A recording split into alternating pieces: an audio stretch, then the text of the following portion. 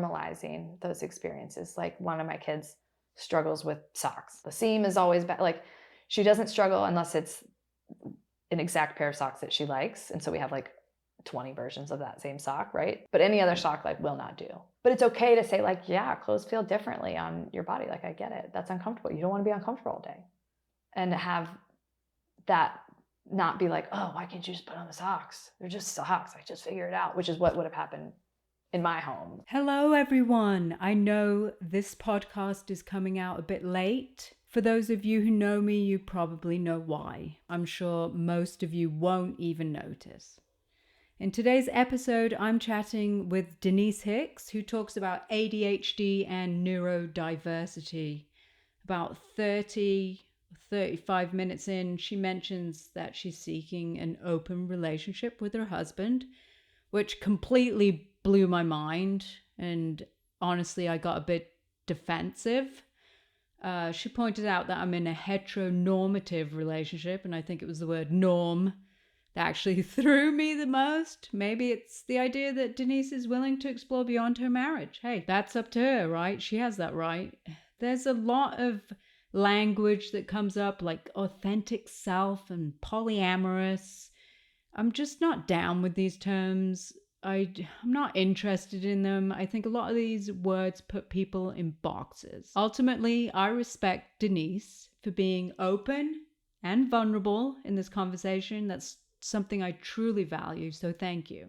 We're only 10 years apart, but I lean more towards the harden the fuck up philosophy in life. And I think it's actually a luxury to pursue happiness. How do you even know what your future self truly wants? That's just a question. It's a question. Anyway, here we go. I hope you enjoy the conversation, and I truly value your time and thank you for tuning in. Denise Hicks, hello. Hi. We met, well, our kids go to the same school. So we definitely met on the playground a couple of times, had a chat. But most recently, we were at a divorce party. Which was incredible. It was the best party I've been to all year. Yeah, it was a good laugh. I feel like I'm getting too old for a stripper though. Party that made it so enjoyable. I was just cackle laughing from the kitchen as dancing was taking place. I was uncomfortable with all of it, but it was enjoyable. I've never been to a party with a stripper. That was and he was like not an attractive stripper. I think that's where the problem was for me. And he was like older. Like he wasn't Chippendale. No. And I mean, but you know what I liked? His manager was his wife. Was that true, or was that just like a bit? I don't want to talk to him and find out. But it was hilarious and a good time. I just was not going to go into the chair. No, none of that. Thank you very much. No. Yeah. At that party, you told me you have ADHD, or you were thinking you had ADHD? Yeah, so since then, I was thinking I had ADHD, but since then I've been diagnosed with ADHD and prescribed meds that I haven't started taking yet because I have to like go and pick them up. But yeah, it's just like my son is probably textbook for ADHD, which is why I started like asking some questions, because he just kind of like floats around. And I didn't know how much of that was him being 4 or if he like actually was just really easily distracted by things. And so I started talking to my therapist about it. I started looking at Reddit. Reddit is great for like people's like lived experiences. And so much of it resonated with how I've lived my entire life. And I just thought like everybody had these systems, or everybody struggled with these things or handled problems in this same way. Like I didn't know that that was a subset of people's brain wiring. Like, do you have ADHD? Do you know anyone with ADHD? Like what do you want to know about it? No, I'm just curious, like you've made it this far. Right. Which is like, do I even medicate at this point? I think I'm going to try it. But what's been really, I think, validating for me is that I'm a highly emotional person. Like I feel like I feel other people's emotions. I'm like if I'm happy, I'm crying. If I'm angry, I'm crying. If I'm sad, I'm crying, right? Like it's always been like a very emotive space for me. And I'd always thought like I was just very sensitive. And that's an ADHD thing. Like it's very common in people with ADHD to like have trouble regulating and have this like emotional sensitivity to other people where we have like very porous energetic boundaries there. And so then it made me feel like I wasn't, for a while, I thought like I had grief living on the surface, that this was like depression that just like existed in my life. Like I couldn't understand why I had all of these feelings and no one else did. Like no one else is getting like teary-eyed in a team meeting over something stupid. Like why? Like so it was very validating for me to be like, oh, that my brain is just wired differently. Like people with ADHD, this is common for them. Like all of these things are not unique. And I also don't have a lot of long-term memories, which is something that like always really bothered me. Like I thought there was like maybe like little T trauma. Like I was maybe neglected just enough to not be able to access a lot of long-term memories.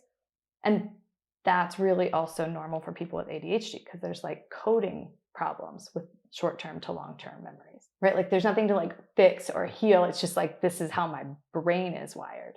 And so if I have systems to support my brain already, we'll just use the systems. Like it feels like a no duh, but I could fully like internalize, oh, we'll use the tools, use the systems. Like if it's something's really important to me, I used to be like, oh, well, I'll just remember it, even though I won't remember it. But now I can just be like, no, just put it in your phone.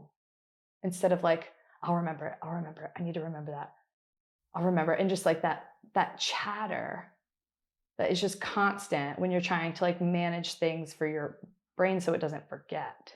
How were you as a child? So did this develop earlier, later, I mean, in your life, or? I think I became aware of it later in life, but it's something that does typically show up in childhood. Like it's not usually like a new thing.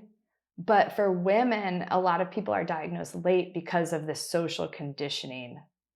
Like with boys, it's very obvious because a lot of them have more of that hyperactivity that we see with ADHD.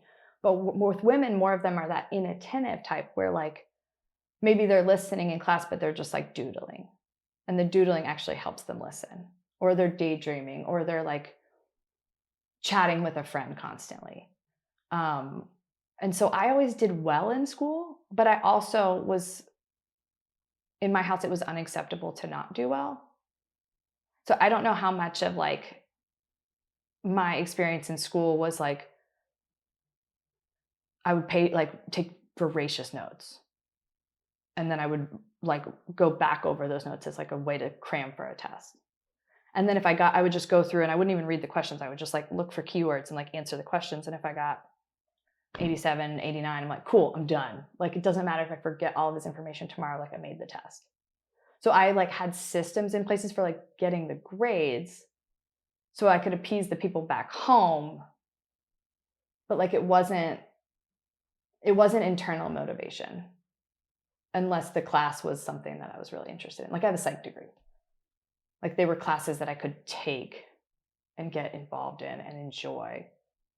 But if you tried to put me in like I tried to do international business because I love to travel, could not stay awake in those classes, could not focus, could not absorb the material, was not interested. And was like, this isn't going to work. And so I just dropped them. What do you think didn't interest you about? I have no idea. Like there's so much history that we were trying to learn with international business that I just was like, not my jam. You know, we're not all wired the Yeah. same. Everyone's a bit different. I think everyone has a little bit of everything that now has a name: ADHD, OCD. You know, I think a lot of people have a little bit of that. Some people have more than others. I mean, I know two accomplished lawyers. One has Tourette's and one is dyslexic. Yeah, that's true. They're probably in reality, there's never a binary, right? Like there's probably not neurodiverse people and neurotypical people. It's probably just like this all conglomerate of different neurodiverse types that are thematically starting to like overlap on a spectrum. Yeah. Yeah, we're all unique individuals. I remember you telling me your work day is completely planned out, like hour by hour? I put everything in my calendar. It doesn't happen. If I need to work on something that's like due even in a couple weeks, like I'll have 2 or 3 blocks on my calendar for when I'm going to work on that thing. So my calendar looks like a cluster, but it's 40% meetings and 60% heads down time, because otherwise I don't advance the thing I'm supposed to advance. And I do much better. They call it body doubling, when you like I don't necessarily want to like sit and fold the clothes like nobody does, but if I'm sitting and folding the clothes with somebody, then I can do it. Like then there's no like resistance to getting it done. Yeah. Which is something that like Randy and I have just sort of materialized into, where we'll like do all the laundry for the week while watching Squid Games. And we'll just like go through it. But if I have to do a load by myself, it's going to take me 4 days to finish all of the steps that I'm supposed to be doing with it. But I feel like it's also made me a more patient mom, because I would get so frustrated with my kid. I've, put on your shoes, put on your shoes, put on your shoes, put on your shoes. And now that there's all this like literature available, like we have a visual schedule. And he does well with that. It's like, hey, go check your list. Where are you in your list? Like I just remind him about his list a couple times in the hour, and he gets it done. And the things that he has a harder time getting done with, I will like bring his shoes over to him. I'm no longer expecting him to just go and do the thing, which is what I could have told my daughter to go do when she was his age. Like go take care of all your business and then we'll go. Yeah. So there's more scaffolding, there's more support, there's less like agitation. There's just like an understanding. And something that's been really interesting that's coming up in the literature is that the amount of criticism that comes with kids who have ADHD is like something like they receive something wild, like 70% more criticism in like even like minor redirections, because they're not just doing the things that adults expect them to do, or maybe they're like deviating as they go throughout their day to do the thing that they want to do, or they get really sucked into something like their art and then they just like aren't present for whatever you're trying to engage them with. And so they develop into these like teenagers and these like adults who are just like then overly apologetic or lack self-esteem or can't like or go through those mental hurdles of like berating themselves when they can't get something done. Mm-hmm. Okay, you're getting teary-eyed. Oh yeah, like I get emotional over it because I don't want him to feel like if I can cut that cycle now with him, great. But yeah, this is the emotion that like comes out of my face whenever it's something that I'm passionate about. But yeah, I don't know. Like I don't know if I go on medication, how much of my personality is actually just ADD. How much of my emotions are going to be like now able to be regulated? Like I don't know. So I'm about to embark on that phase of this journey, and it'll be interesting. What, a month for medication? Yeah, like 2 weeks, and then they do like some dialing in on it. Like our friend that had the party was actually saying like that personality thing. Like she was like, oh my gosh, like so much of my personality was actually just like my scatterbrained ADD parts of me that don't show up when I'm medicated. And she was like, there was some grief there that I had to work through. Like, who am I when I don't have all of this like mental chatter going on and floating around to all the things? And I was like, oh God, that's going to be me. So it was good to have that heads up so I can like, who will I be when I don't have that like emotional reactivity? In some ways it's going to be great. But in other ways, like maybe I'll be like less attuned to my family. Yeah. That's really interesting. So, but that is part of you. You're not a victim of this ADHD. You've got this far. So right. Now we're talking about pharmaceuticals. You're going to be taking what for the rest of your life? I think the way ADHD meds is you can take them if you want to, take them if you don't. Like a lot of people will just take them for the workday and then they have an 8-hour shelf life and they're dissolved by dinner, and then on the weekends they don't. Have you ever, it sort of reminds me of like, what was that? Like Ritalin? That's one of them. Was it Ritalin? Or there's something like in the 2000s that like kids were taking in college so they could study. What was that drug? Adderall. I was pissed. I'm like, wait a minute. I figured out a system how I can study. It was actually similar to yours. I just completely write everything down. I'm quite visual. So if I write it, keep writing it, I can then visualize it. I have the story. I know it's tough because like in one philosophy we're like, a meat suit with a pile of chemicals, like as human beings. And there's like all different ways that you could take that. But yeah, I used to be very like, au natural. And now I feel like I'm a walking med cabinet. But and what level, like where do we optimize? Where do we choose to optimize? Where is it better for us? Where is it better for the people we care about? Like I'm certainly a better human when I'm not crying all day long, which is like, I have depression also. And depression and ADHD, there's also usually like a comorbidity. There's a pretty high, I think it's like 25 or 30% like relationship there because your reward centers are messed up and you've got like neurotransmitters that are in deficit from both conditions. Well, that's meds that I'm going to be on forever potentially, right? But like that's worth it to everybody to have those chemicals in my system. So you gained all this knowledge from basically your kid. Yeah, I went deep in a research hole because one of the flip sides of the ADHD, one of the like superpowers is that when you are interested in something, you can creatively problem solve. You can tear through research and like go off. You can get hyper fixated on stuff. And so I've been just like in a research hole for a month, which I don't know how much of it's retained, right? But I've just been like consuming all of this information about it because I'm interested in it. Yeah, obviously your child, is your child medicated? No, and he hasn't even been formally evaluated because he's 4. Like we did move him out of his like, into a school where he has like less responsibilities and can like just do art and singing and like hang out. Like what 4.5-year-old needs to be doing work? None. They need to play. Yeah. So like, that's the kind of scaffolding we're doing right now. It's like, dude, just chill.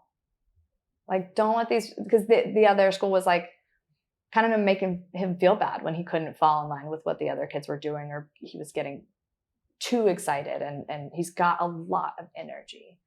His is more on the hyperactive side. So like, I want him to be in an environment that like, that's just okay.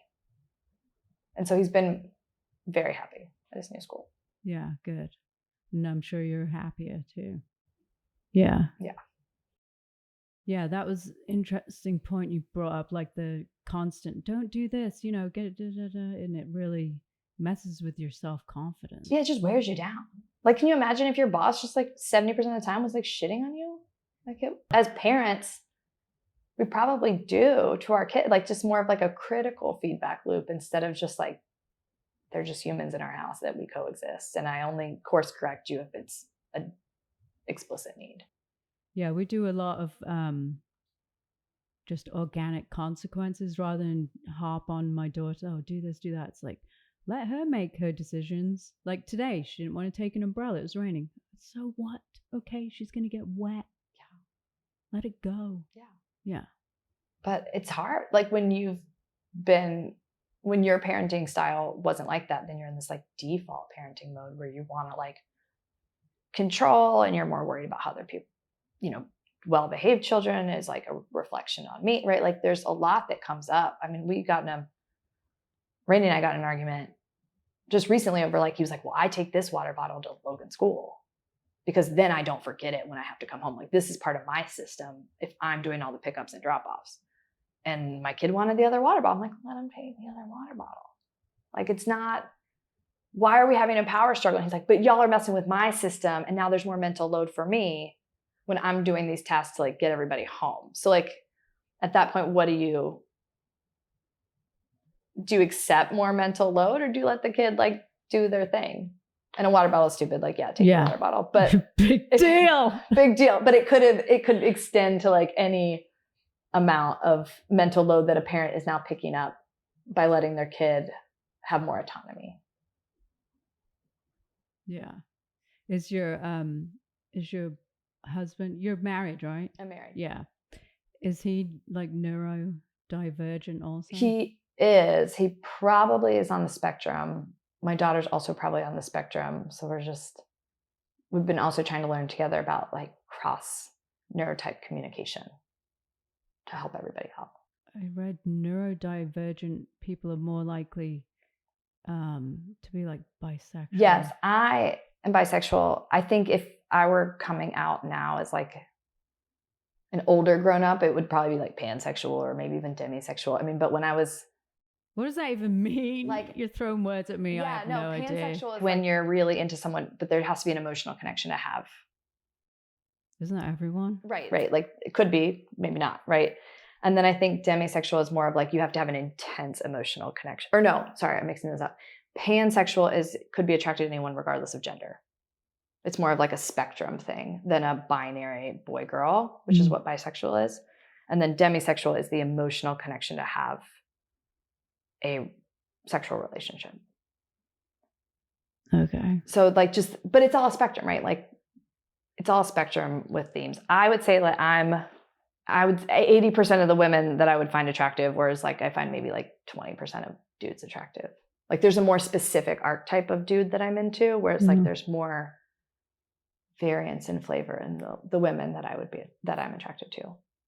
I'm surprised you got married then. I know, right? I was in female relationships all through college, some of the Peace Corps, and then met my husband, and we just sort of like started building our stable life. I mean, he was the longest relationship I was ever in. But before that, it was mostly women. Yeah. You mentioned you're in the Peace Corps? Tell me about the Peace Corps. Yeah, I was south of Russia in Georgia, in the Republic of Georgia in 2010, 2012. So like 2 years. Yeah. And there was a very small group. We were there, like they had a war in 2008. And so they brought volunteers back in 2009. And then we were the second group back. And so there was a very small group of us. Most of us lived on one side of the country. And so you become really close with the cohort because you do intense language training for 3 months in little villages, but together because you're also learning about your jobs. And then you get just spread out and you get put with host families potentially, at least in Georgia and how it worked there. And they kind of ship you off to do your job for 2 years. And I was an English teacher. But we would still like visit each other on the weekends. Like teaching was, I think 18 hours of classes, which was like a full load, but it wasn't 40 hours. That was 18 hours. And if you're not, I was never into teaching. I hated it. I didn't prep. I just showed up. Like I was not your star educator. And I put most of my time and energy in project planning with grants and supporting English speakers who are already fluent. Like I would review their applications, or we would do conversation clubs, or I would do like older, like more adult conversation, because then I could just hang out. I didn't have to plan, versus like the kid behavior management piece. But yeah, like on the weekends we'd go meet up in Batumi and we'd go drinking and we'd hang out on the beach and we'd just party. I don't see them very often because they're all around the world, but there's 5 of us that still stay really in touch. 2 years of your life you're in the Peace Corps teaching English in Georgia, and they speak Russian. They speak Georgian.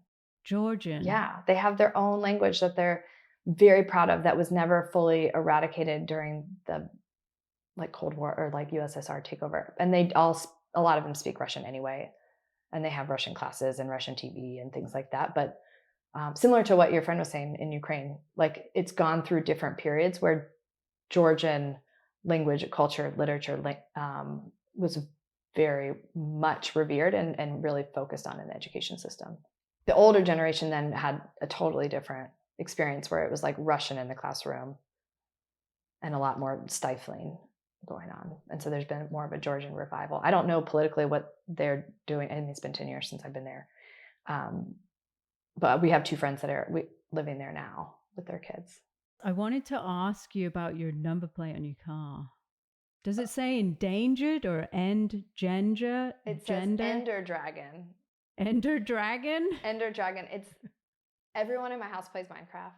Oh, okay. It's a Minecraft. It's a Minecraft thing. It's the big boss. My daughter taught me how to play Minecraft because I don't play very much. Like if I'm gonna play, I'm like, I think the last thing I built was like a rainbow tree house with an irrigated garden, right? And they're like slaying dragons and like spawning kittens and like building rocket ships with slime that like bounce all over the place. But my husband's really into it. The kids are really into it. And we had like a big black Toyota, and they were like, Ender Dragon fits. Like we were just being silly. We're like, all right, it's the Ender Dragon now. And the people who come up to me and ask me about it, or like kids will take pictures with it, they're all like queer teenagers. And they're like, this is awesome. It's the Ender Dragon. And I'm like, yeah. Like I'm not as into it as everyone else in my family is, but I support the silliness. Yeah. Oh, I love being silly. My husband's very silly. We like to do like silly little songs. Yeah. Life, right? Yeah, don't take it too seriously. Yeah, we've been doing little dance parties in the morning before school. Oh, I like that. Yeah, until the two, like me and the kid that's ADHD, he loves music, like I love music. And so like we'll be dancing, and then the other two will get overstimulated and annoyed and we'll have to turn it off. Or it just becomes like a battle for songs. But we're learning to articulate those things. Like, hey, this is feeling too much on my brain for this morning. Can we take a break? And model that for them so that they can also speak up when they're a little overstimulated. And that's been a really nice and unexpected byproduct of some of, like, you know, want to like label people with diagnose, right? Like all of that stuff. But it's been really nice to have tools so that we can all communicate our needs better, and to acknowledge that we have different needs and that we're all are wired differently. And sometimes you don't want to hear a really loud sound in the morning before you're going to school, and like, that's okay. So it's been helpful. Yeah, the tools. And the like normalizing those experiences. Like one of my kids struggles with socks. The seam is always bad. Like she doesn't struggle unless it's an exact pair of socks that she likes. And so we have like 20 versions of that same sock, right? But any other sock like will not do. But it's okay to say like, yeah, clothes feel differently on your body. Like I get it. That's uncomfortable. You don't want to be uncomfortable all day. And have that not be like, oh, why can't you just put on the socks? They're just socks. I just figure it out, which is what would have happened in my home growing up, right? Because they're just socks. But if you're wildly uncomfortable all day, like you're going to be agitated. Like if she's extra sensitive to textiles, why put her through that? But also, can she know that about herself? Can she articulate that need for all of us? And can she adjust and be flexible if it's time to adjust and be flexible? God, brains are so interesting. So interesting. And there's so much we can do to support our brain. Like just like I've been working out every morning because it's like helping me make dopamine for the day. Yes. Like there's nothing bad about that habit. Like that is great. Like do that for all the reasons. I'm aerating my body. I'm getting dopamine. I'm making better nutrition choices throughout the day. I'm getting like keeping my bones and my muscles all going. Like that is healthy support. I wish more people would wake up to that. Exercise. Like you can minimize your depression. You can feel better about yourself. Like your self-confidence goes up. Like it's amazing. Exercising. Free. Run. Yeah, run outside. It's free. But it's so hard to wake up. Like I get it. Like once you get started and once you're used to keeping going, then like once you're in a maintenance cycle, it's easy. Mm-hmm. It's getting past the getting started hurdle and the keep going hurdle. But now, I mean, I would wake up if my alarm wasn't going off. So I should just go do the thing. Yeah. So you got a psych degree, but you haven't particularly used it in a work setting. Yeah. I mean, it's all like adjacent skills, right? Like, but the Peace Corps helped me like land my first job, my first like big kid job, because they were hiring like 30 people at once for this project that they needed a staff. And they were like, oh, you got grit. You did that for 2 years. Like you could come do this thing that we'll teach you how to do. And I was like, all right. Yeah. And so I fell into like a health tech consulting role and got to like live in Detroit. I was like going up for like 4 days a week, living in the West End, coming back to Nashville. Like dream job for like young 20s kid. Had an Amex, eating steak, working 80 hours, putting on suits, going to the hospital. I mean, it was like, and the whole cohort of us would just like do a lot of problem solving together. So it also really suited my ADHD because it's big problems to solve. You build it, you turn it over, you leave. And that helped me. Like now I do financial technology, but that healthcare technology is like how I got there. Like I don't know what my path would have been without Peace Corps, because it's why they gave me that first job. It's why my landlord pulled my like name and stuff out of for like my apartment for living in Nashville when I moved. Like it's been just such this like door opener that I didn't expect, because people think it's cool and they remember me, and feels like something that's hard to do. People joke if they stay in our guest room because it's all like self-help books, but it's all like psychology, like understanding trauma, understanding your shadow side, like, and they're like, are you okay? Like this bookshelf doesn't say that you're okay. And I was like, I just love consuming this kind of content, and I love to learn, and I love to like just digest new stuff. And so yeah, I think I'm probably a lifelong lover of psychology. Yeah, it's and you'll forever keep learning. Yeah, and there's so much work as a human being like we need to do as individuals just to like continue to evolve to be our best self. Right. You how's your family life? You grew up in Nashville. Do you have a loving family? I grew up an hour west of here in Charlottesville. Oh, Charlottesville. Okay. Yeah, I got hired down to that fancy job, and they required me to be in Nashville, so I got lucky with that too. But yeah, they're divorced. They live in Charlottesville. Went to public schools. Had a pretty like average growing up experience. I was the oldest of 3 girls. But yeah, pretty boring. Yeah. Safe, chill. Safe, chill. Yeah, before the ADHD diagnosis, I would have said like, I've got like mother wound and like trauma and like all this, and some of those things are probably true, but they're less.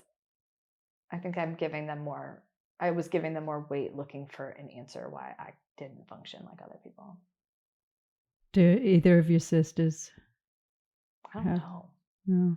I don't know, but yeah, it's one of the reasons, being a kid of divorced parents is one of the reasons like that we're pursuing an open marriage, is because we don't want to put our kids through that disruption.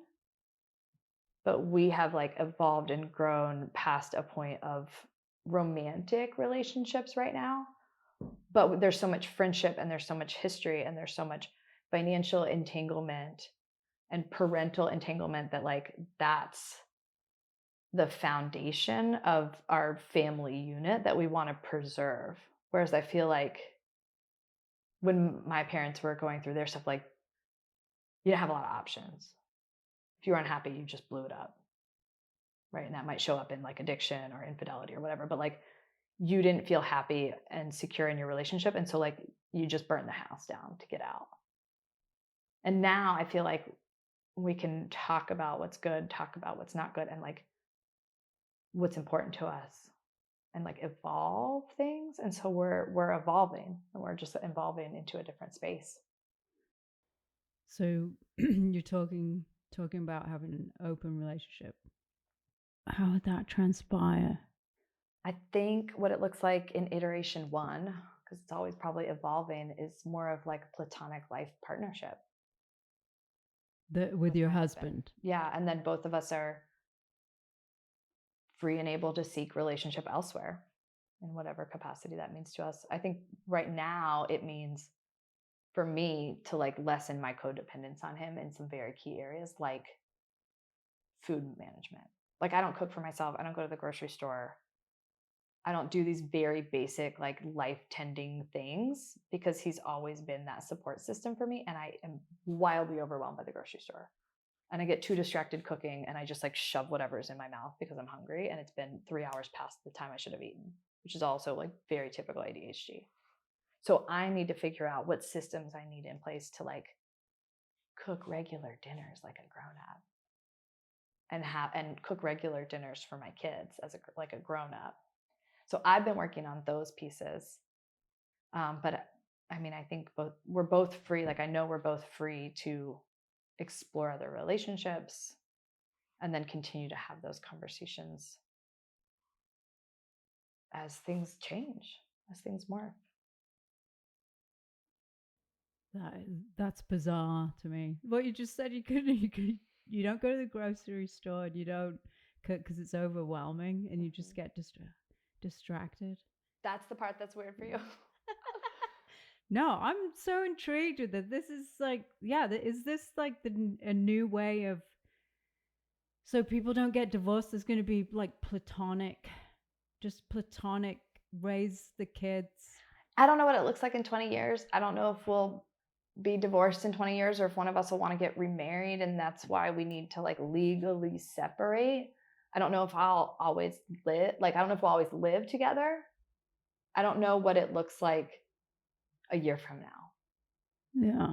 I just know that like right now we both have things that we want to do from like making sure that we're representing our authentic selves. Like I would love to be in a relationship with a woman. Like I've now been on Dude Train for over 10 years. And like, if I found a beautiful woman to hang out with, like I would be into that. I'd be very into that. Like the grass is always greener, right? But like, there's a lot of things about my communication with my significant other now that like might not exist in a lesbian relationship.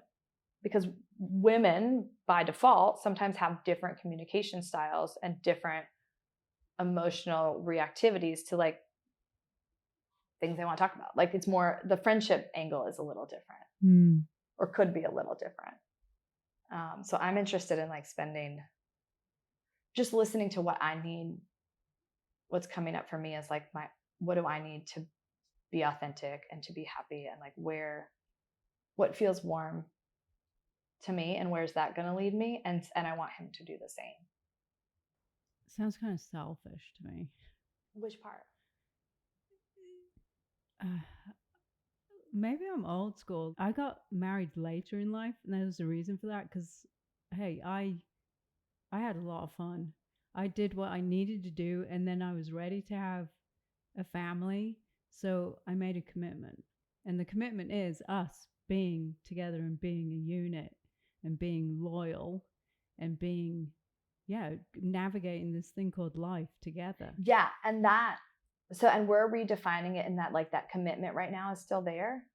That unit support, like our North Star is our family unit, like 100%, that's not changing. What is changing is the fidelity piece. I don't think is a value that needs to exist in our agreement. Because like it's the loyalty piece is us coming together and agreeing that we're making decisions on behalf of our family unit and our kids as a unit, right? Like that we are showing up as like two independent adults making decisions for that unit. Right. That's the loyalty, is to put the unit first. So it's just a sexual need that you'd like to explore outside of the marriage? A little bit, but it's more like one person can't necessarily fulfill all of somebody's needs as you evolve. And we have evolved to a point where like I was getting a lot of my needs met, even non-sexually, like with friends. Like I was spending a lot of time like with friends, like doing other things, like who supported me in a different way. And so it's unfair of me to ask for it to be supported in 100% of the ways that I need from one person. I don't think that is possible from one person. You're so asking. We're just redefining our agreements together. Okay. Yeah, I mean everyone's relationship is different. Yeah. And for us it's taking a non-sexual like kind of path which lets is opening up some other areas that we both want to explore. But I don't think the sex is the driver. I think there's like an authenticity piece that needs to be explored for both of us. What does that word mean to you? Because that's a buzzword these days. I think it means honoring what you want and need as it changes, and giving voice to that, and like baking those needs into your day-to-day structure. If I want to have an emotional relationship with a woman or a man, like I want to do that. Is that okay with you? Okay, yeah. That's what friends. Yeah, you have emotional relationships with friends. Could they be with? Would you ever have a really emotional relationship with a man?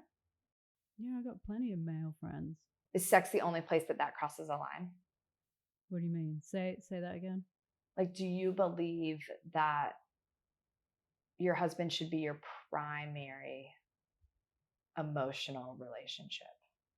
I mean, I have emotional relationships with like everyone in my life. He's my sexual relationship.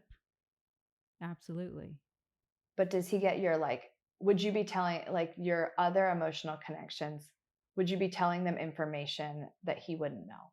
Or would it always be stuff that he was also privy to? Yeah, I think that's part of the intimacy is obviously, yeah, I would say he's my best friend. So obviously, yeah, I'm very intimate with him. That I'm not emotionally intimate with friends. Let's say. Okay, does that answer your question? Okay. Yeah, like there's an emotional intimacy that I am looking for from other people that he can't meet, as well as like a sexual intimacy, but an emotional intimacy that I would like to get outside of my marriage. And I was getting that anyway from like a variety of friends, that emotional intimacy piece. So it was already starting to we were already starting to move away from each other. And so this allows us to move back towards each other and support the pieces that we value, without just kind of like disappearing. Right. So you'd still live together and raise your kids together? Yeah, for now. Yeah. Okay. Yeah. Yeah, thanks for sharing that. That was pretty intimate. Yes. Yes. And we'll see. I mean, it's a work in progress. Who knows? You could talk to me in 6 months and we've had some hell of a divorce and everything's blown up and the kids are screwed up, or maybe we've come back together and had a vow renewal. I don't know. Like, I just don't know. Like, I'm just open to I'm open and excited for the blooming that's taking place right now. Yeah. Life is full of possibilities. Mm-hmm. Yeah. Thank you so much for talking with me. Yeah. I probably have overused this word interesting. This is just completely different the way you think of life and relationships. It's different from probably anyone I've talked to. And now that I'm on the dating apps, there's a term for it. There's a term for people, like it's called relationship anarchy, where you just decide you're gonna make your own rules about the relationships that you keep and with the various circles that you keep them. Like, it's all up for personal definition, individually agreed. It's called relationship anarchy. This is like a new thing. I don't know how new it is. I recently got on the apps, which has been a whole different conversation that we can have later, but I kept seeing that word come up because I don't identify with polyamory. What is that? That's when you have an open marriage or multiple partners, but I don't identify with that word because my situation is like non-sexual, but right, like it just isn't a word that I identify with. But relationship anarchy, I can get on board with, because that means that we just make our own agreements about the relationships that we keep in our lives. Oh God! Like, I know there's so many words. This is a complete mind fuck for me right now. This is No, I need structure. I need loyalty. Holy shit, man. No matter what, I know my husband has my back. But I'm not giving any of that up. What do you mean you're not giving any of that up? Like, anarchy. But our agreement is that we do have each other's back, that we do put our family unit first, that he had his appendix out a couple months ago. Like, that was the primary thing we were all dealing with right then. Like, all of those things that you said still exist in my relationship.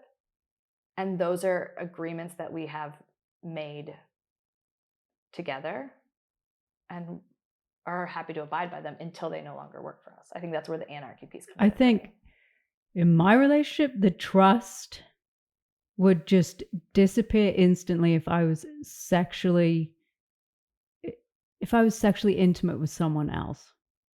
Why? What if that was an agreement that you had, though? Would that change anything?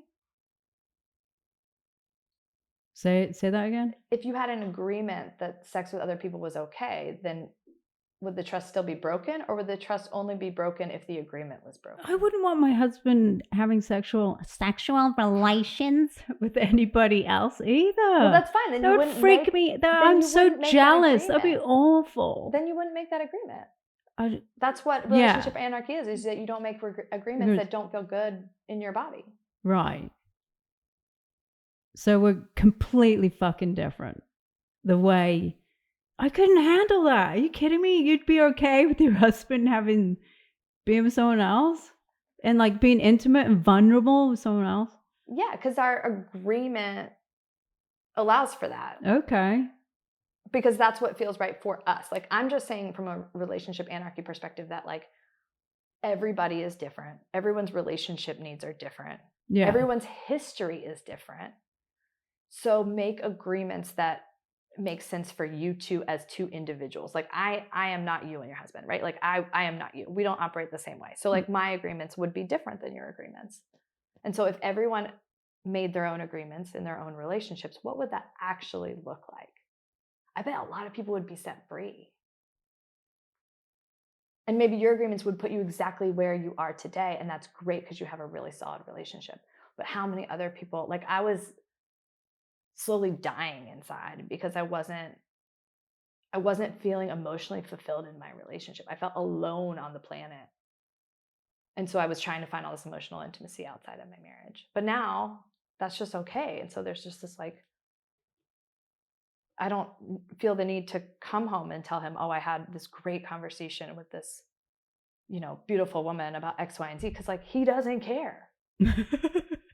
He doesn't care. Like, that our relationship doesn't operate sometimes on those levels. Or maybe I'll throw a couple bits out and see if he wants to take the bait and have that conversation with me. But yeah, he didn't. I don't want to stay on that lonely island where I have, like, a lot of emotional needs to tend to and have those not be addressed. So with these agreements, then I can go take care of what I need. It's wild. It's wild. And you obviously have to do what you, in order to live your life and be happy and not be a lonely island, like you said. Yeah. And maybe traditional structure for you is just very in line with your current needs and wants. And so your agreements are aligned with what is heteronormative. But, like, that's the way society has been set up. And I think there's a reason why it's been set up that way, because it works. I would challenge that. Yeah, I would go for it. Right? Like, if everyone started thinking about what they really needed to feel whole and healing those pieces and getting those pieces and articulating their needs, like, what would relationships look like? How would they shift? What systemic structures would start crumbling? It sounds hedonistic to me. I think that's and selfish. That's cool. I have a lovely date this afternoon. Good. Yeah, absolutely. Everyone should know what makes them happy. Everyone should know what their needs are. I don't know if happiness is actually you need to struggle in life. It builds fucking character. You don't have to struggle to find, I don't know, everyone should be like able to like know their needs and take care of their needs. And I think the knowing of your needs is where a lot of people get stuck. Like if you wake up in the day and you're like, what do I really need right now? What do I really want right now? Like how many people are asking themselves that question as they go throughout their day and their week? And how would they structure their life differently if they started asking those questions? And maybe that is selfish, but maybe that also is how we show up as our truest, best self so that we can give our truest, best self to the community. So I ask all my guests the same question. Music. What's been moving you? What moves you? Like name some bands or your playlist or something that you've always kind of got to listen to. Harry Styles or Taylor Swift or Head in the Heart or Noah Kahan. Like I float around the music genres, but I always have something on. To lessen the voice in your head. I think it is part of that of like needing to have it on so that I can like work. Like part of ADHD isn't that your brain's trying to stay awake. And so some of that background noise can help with that. But if I'm gonna like work on something heads down, I have to do like binaural beats. Like nothing with words, nothing with tempo I know. Like because I'll get distracted and be like dancing and singing and focus. I won't work. But binaural beats is like a little brain massage. What's it called? Binaural beats? Yeah, it's like like totally weird, but it gives my brain something to do so I can like focus in on the thing that I'm doing. Life is a journey, right? Knowing yourself, how you learn, your vices, how you deal with what comes at you, having those tools to help you, they're invaluable. Self control is the best tool, discipline too. Thanks, Denise, for chatting to me. I hope you find happiness. You deserve it. Much love to everyone.